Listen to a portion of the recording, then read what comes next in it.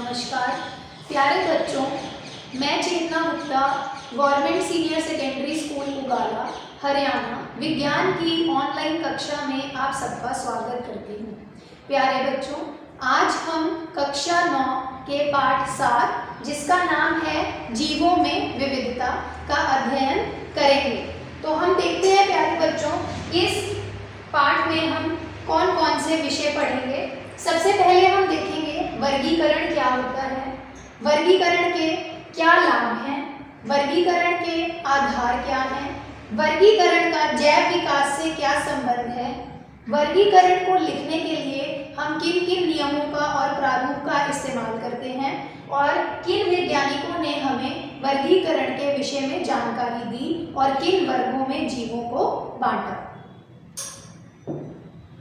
तो प्यारे बच्चों, सबसे पहले हमें ये पता होना चाहिए कि हमें वर्गीकरण की आवश्यकता क्यों पड़ी।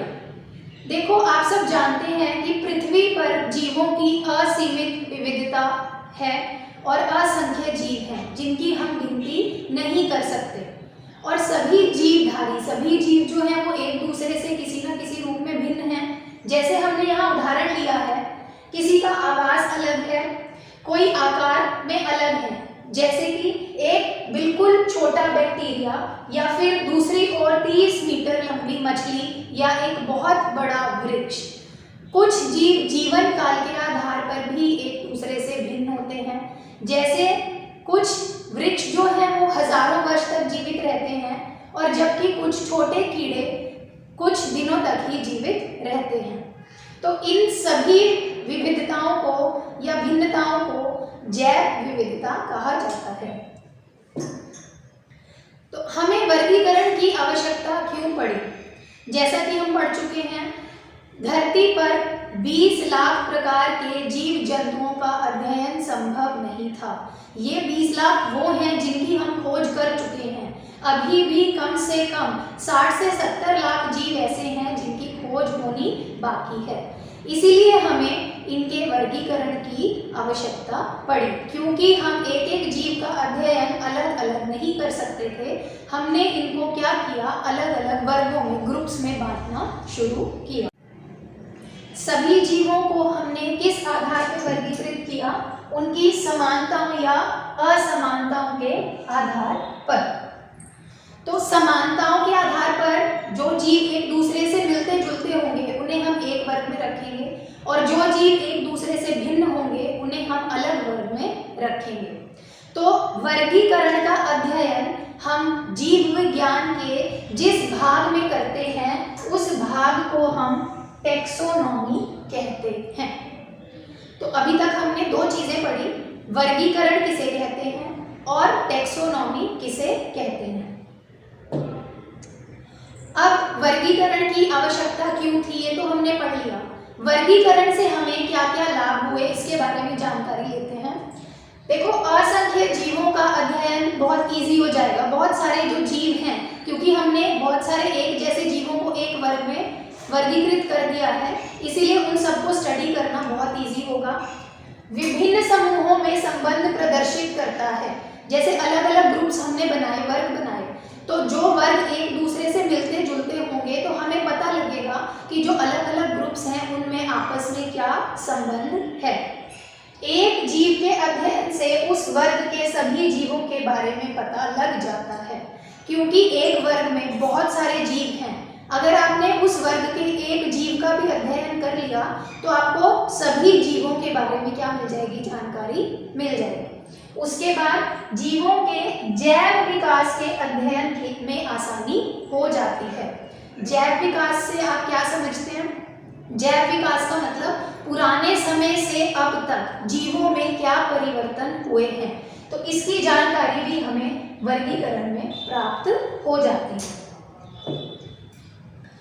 तो वर्गीकरण करने के लिए हमने कुछ आधार रखे।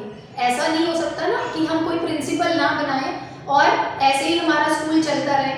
ऐसे ही वर्गीकरण करने के लिए हमने सबसे पहले क्या चुने कि किस आधार पे हमें वर्गीकरण करना चाहिए।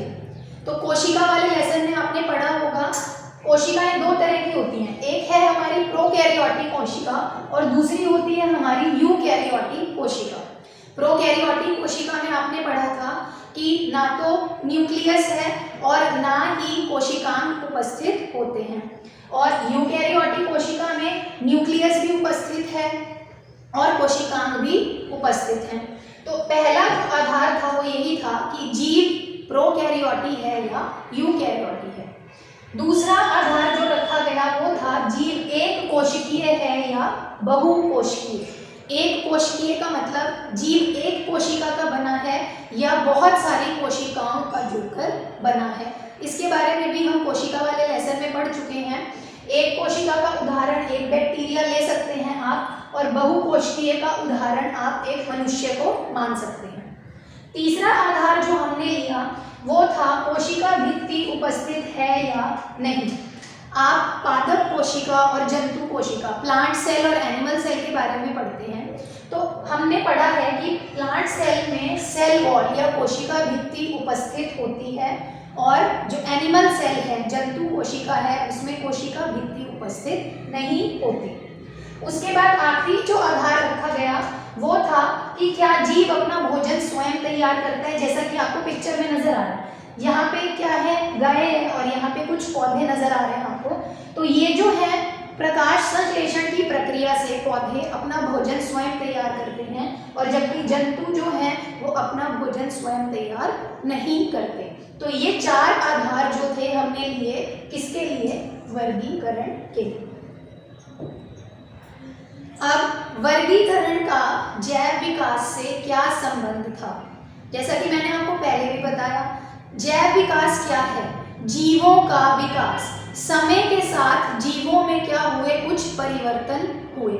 क्यों हुए वो परिवर्तन? ताकि वो पर्यावरण में अपनी उत्तरजीविता को बनाए रखें, अपने आप को रहने में इस वातावरण में सक्षम रखें।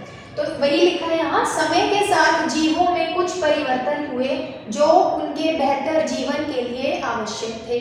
यह परिवर्तन जो जीवों की नई परिस्थितियों में उत्तरजीविता बनाए रखता है, जैव विकास कहलाता है।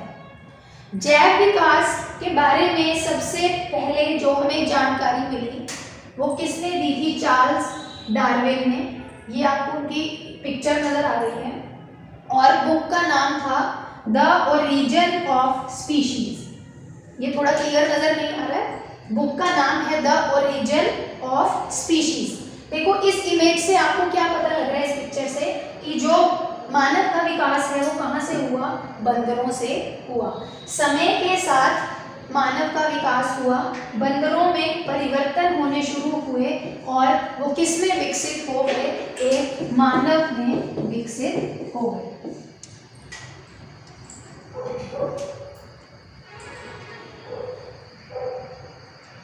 अब जैव विकास के आधार पर हमने जीवों को दो वर्गों में रखा। पहले जीव कहलाते हैं आदिम जीव या निम्न जीव, और दूसरे जीव कहलाते हैं उन्नत जीव या उच्च जीव। आपको नाम से ही पता लग रहा होगा, आदिम का मतलब पुराने, निम्न का मतलब पुराने या छोटे। तो जिन जीवों के शारीरिक संरचना में पुराने समय से आज तक कोई खास परिवर्तन नहीं हुआ है, पहले भी वो वैसे ही थे और आज भी वो आपको वैसे ही नजर आते हैं, उन्हें हम आदिम जीव कहते हैं। ये आपको डायग्राम दिख रहा है, ये एक बैक्टीरिया है, या हम जिसे जीवाणु भी कहते हैं। तो ये जीवाणु जो है पुराने समय भी ऐसे ही थे और अब भी आपको ऐसे ही नजर आते हैं। वही दूसरी ओर जो उन्नत जीव हैं, इनकी शारीरिक संरचना में आपको क्या नजर आए? परिवर्तन नजर आए। ये आपको बहुत सारी इमेजेस नजर आ रही हैं, या फिर यदि हम यहाँ देखें, हम अपने आप को भी उन्नत जीव मान सकते हैं। अब वर्गीकरण की कोशिश बहुत सारे वैज्ञानिक कर रहे थे उस समय पे। तो सबसे पहले यूनानी विचारक जिनका नाम अरस्तु था, उन्होंने जीवों को वर्गीकरण करने की कोशिश की। और किस आधार पे वर्गीकरण किया? जीवों को उन्होंने स्थल, जल और वायु में रहने के आधार पर किया कि जीव जो है जल में रहता है, धरती पे रहता है या वायु में रहता है। लेकिन इसके आधार पर जो वर्गीकरण किया गया वो सही नहीं था, क्योंकि अगर हम देखें कि स्थल पर कौन कौन से जीव रहते हैं, तो मैं भी धरती पे रहती हूँ, एक कुत्ता भी धरती पे रहता है, लेकिन हम दोनों में बहुत अंतर है, इसीलिए इनका जो वर्गीकरण था वो सही नहीं था। उसके बाद सन 1758 में एक और वैज्ञानिक हुए, कैरोलस लिनियस। उन्होंने जीवों को दो वर्गों में बांटा, पादप और जंतु। इनका जो वर्गीकरण था वो कुछ हद तक अपनाया गया, लेकिन इनके वर्गीकरण में भी काफ़ी कमियां नजर आई। जैसे कि इन्होंने बैक्टीरिया को अपने किसी भी वर्ग में कोई स्थान नहीं दिया, इन्होंने फंजाई को अपने किसी भी वर्ग में कोई स्थान नहीं दिया। तो इसके बाद जो अगली कोशिश की वो वैज्ञानिक थे रॉबर्ट विटेकर। सन 1959 में उन्होंने जीवों को 5 वर्गों में बांटा। सबसे पहला वर्ग मोनेरा कहलाया, दूसरा वर्ग प्रोटिस्टा, तीसरा वर्ग फंजाई, चौथा वर्ग प्लांटी और पांचवा वर्ग एनिमेलिया। ये विटेकर थे। इन्होंने देखो 5 जगत वर्गीकरण कहलाता है। मोनेरा में कौन कौन से जीव आते हैं? प्रोकैरियोटी होंगे, ये अपना भोजन जो है फोटोसिंथेसिस भी कर सकते हैं, प्रकाश संश्लेषण भी कर सकते हैं और दूसरे जीवों पर भी निर्भर कर सकते हैं। दूसरा वर्ग जो इन्होंने दिया वो क्या था? प्रोटिस्टा। इसमें जीव कैसे थे? यूकैरियोटिक थे, लेकिन एक ही कोशिका के बने हुए थे, यूनिसेलुलर थे। उसके बाद तीसरा वर्ग जो उन्होंने दिया वो था फंजाई। ये भी यूकैरियोटिक थे, लेकिन मल्टी सेलुलर थे। यूकैरियोटिक जीव थे और बहुकोशिकीय जीव, लेकिन फंजाई जो है वो प्रकाश संश्लेषण नहीं करते। उसके बाद जो चौथा वर्ग था वो था प्लांट्स। इसमें भी यूकैरियोटिक जीव हैं, बहुकोशिकीय जीव हैं और ये फोटोसिंथेसिस या प्रकाश संश्लेषण की प्रक्रिया करते हैं। और पांचवा जो सबसे बड़ा वर्ग दिया इन्होंने वो था एनिमेलिया। यूकैरियोटिक जीव हैं, बहुकोशिकीय जीव हैं, लेकिन ये अपना भोजन स्वयं तैयार नहीं कर सकते। तो बच्चों, अब हमने ये तो पढ़ लिया कि वर्गीकरण किसे कहते हैं, वर्गीकरण के आधार क्या हैं और वर्गीकरण की हमें क्यों आवश्यकता पड़ी और किन किन विचारकों या वैज्ञानिकों ने वर्गीकरण करने की जीवों की कोशिश की। अब वर्गीकरण करने के लिए क्योंकि हमें अलग अलग वर्ग या ग्रुप्स बनाने की ज़रूरत थी, तो हमने जो प्रारूप इस्तेमाल किया वर्गीकरण के लिए वो क्या है देखते हैं। सबसे छोटा जो वर्ग है वो स्पीशीज कहलाता है। उससे बड़ा वर्ग जो है वो जीनस या वंश कहलाता है। उससे बड़ा वर्ग फैमिली, फिर ऑर्डर, क्लास। फाइलम शब्द जंतुओं के लिए यूज होता है और डिवीजन शब्द जो है वो पौधों के लिए यूज होता है। और सबसे बड़ा जो हमारा वर्ग आता है उसे हम जगत कहते हैं।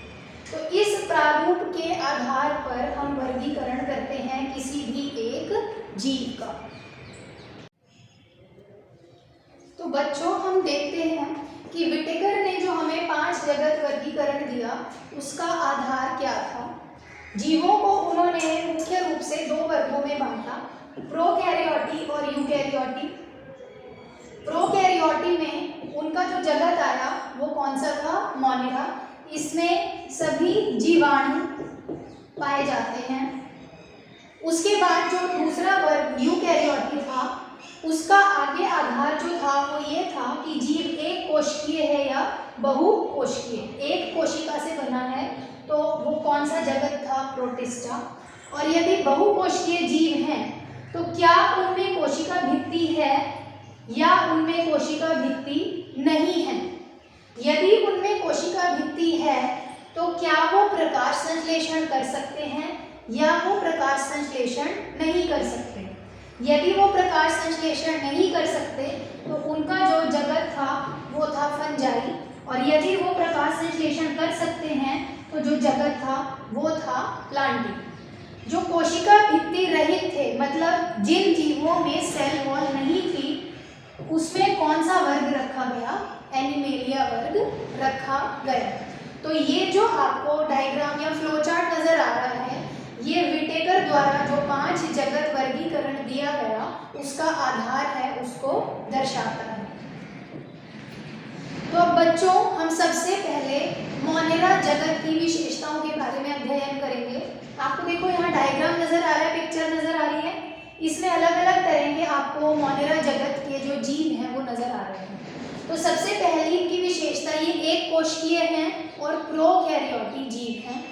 इनमें कोई निश्चित केंद्रक नहीं है, न्यूक्लियस नहीं पाया जाता, ना ही इनमें अंगक पाए जाते हैं।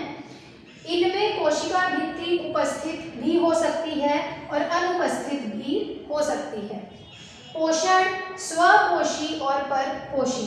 स्वपोषी का मतलब होता है ये प्रकाश संश्लेषण, कुछ जीव जो हैं इस जगत के प्रकाश संश्लेषण कर सकते हैं, और परपोषी का मतलब है दूसरे जीवों पर अपने भोजन के लिए ये जीव निर्भर करते हैं।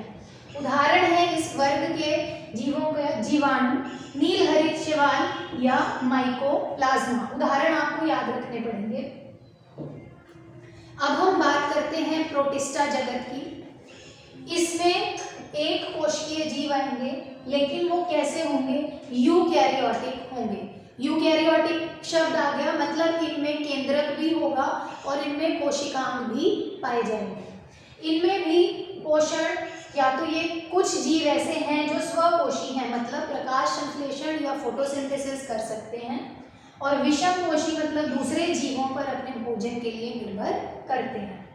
गमन के लिए धागे जैसी सीलिया और फ्लैजेला नामक संरचनाएं होती हैं। अब आपको ये जो पिक्चर नजर आ रही है, ये देखिए, इसमें आपको ये धागे जैसी कुछ संरचना नजर आ रही है, इसमें भी नजर आ रही है, और इसकी भी पूरी सतह पे छोटी छोटी संरचनाएं आपको नजर आ रही हैं। इनको सीलिया या फ्लैजेला कहते हैं, और इनका इस्तेमाल ये एक जगह से दूसरी जगह जाने के लिए करते हैं। इनका उदाहरण है एमीबा, यूग्लिना या पैरामीशियम। अब हम तीसरे जगत की बात करें, जिसका नाम है जगत फंजाई। ये बहुकोशिकीय हैं और यूकैरियोटिक हैं। इनमें पोषण अलग अलग प्रकार का हो सकता है। जैसे कुछ जो फंजाई हैं वो सड़े गले पदार्थों पर, जैसे हम कोई भी घर में चीज़ वेस्ट हो जाती है उसको बाहर फेंक देते हैं और थोड़े दिन में वो अपने आप ही क्या हो जाती है? डीकम्पोज, गल जाती है। किसकी वजह से गली? वो फंजाई की वजह से। तो जो फंजाई सड़े गले कार्बनिक पदार्थों पर निर्भर करती है उन्हें मृत जीवी कहा जाता है। ये शब्द पूरा नजर नहीं आ रहा, इन्हें हम क्या बोलते हैं? मृत जीवी बोलते हैं। कुछ पोषण के लिए दूसरे जीवित जीवों पर निर्भर करते हैं, इन्हें हम परजीवी कहते हैं।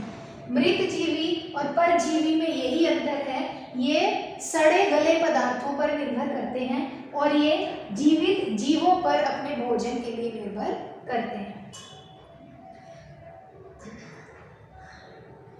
इसके बाद इनमें कोशिका भित्ति उपस्थित है, मतलब सेल वॉल पाई जाती है, लेकिन वो सेलुलोज की ना होकर काइटिन नामक पदार्थ की होती है। ये फंजाई जगत की विशेषता है।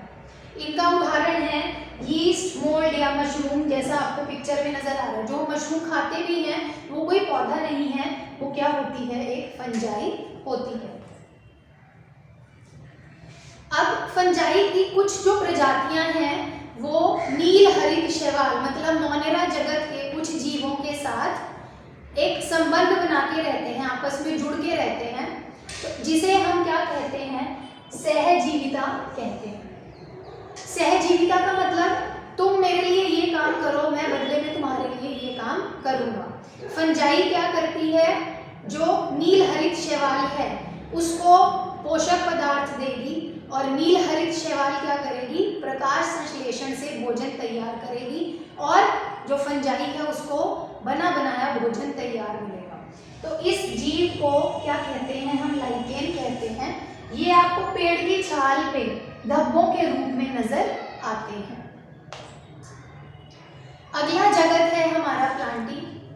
नाम से ही पता लग रहा है जितने भी प्लांट्स हैं, पौधे हैं, वो सब इसी जगत में आएंगे। क्या विशेषता है प्लांटी की? ये बहुकोशिकीय हैं और यूकैरियोटिक जीव हैं। स्वकोशी हैं, सबसे बड़ी विशेषता, ये कौन सी प्रक्रिया करते हैं? प्रकाश संश्लेषण की प्रक्रिया करते हैं। और किसके उपयोग से करते हैं? क्लोरोफिल नामक रसायन के उपयोग से प्रकाश संश्लेषण की प्रक्रिया करते हैं। इस वर्ग में सभी पौधों को रखा गया है। उदाहरण आपको नजर आ रहा है, और भी बहुत सारे पौधे होते हैं, गुलाब का पौधा या तुलसी का पौधा। इसके आगे और भी उपवर्ग हैं जो हम जिनके बारे में अगली कक्षा में चर्चा करेंगे। आखिरी जगत जो हमारा है उसे हम बोलते हैं एनिमेलिया। नाम से ही पता लग रहा है एनिमल किंगडम, जितने भी जानवर हैं आम भाषा में यदि कहें वो सब इसी जगत में आएंगे। इनमें कोशिका भित्ति नहीं होती, सेल वॉल उपस्थित नहीं है। ये भी बहुकोशिकीय हैं और यूकैरियोटिक जीव हैं। और इस वर्ग में जीव विषमपोषी होते हैं। विषमपोषी मतलब दूसरे जीवों पर अपने भोजन के लिए निर्भर करते हैं। ऐसे ही एनिमेलिया जगत के भी बहुत सारे उपवर्ग हैं जिनकी चर्चा हम अगली कक्षा में करेंगे। आशा करती हूँ बच्चों आपको आज का लेक्चर समझ आया होगा। आप इसे ध्यान से देखेंगे, समझेंगे और आगे हम इनके उपवर्गों की चर्चा अगली कक्षा में करेंगे। धन्यवाद।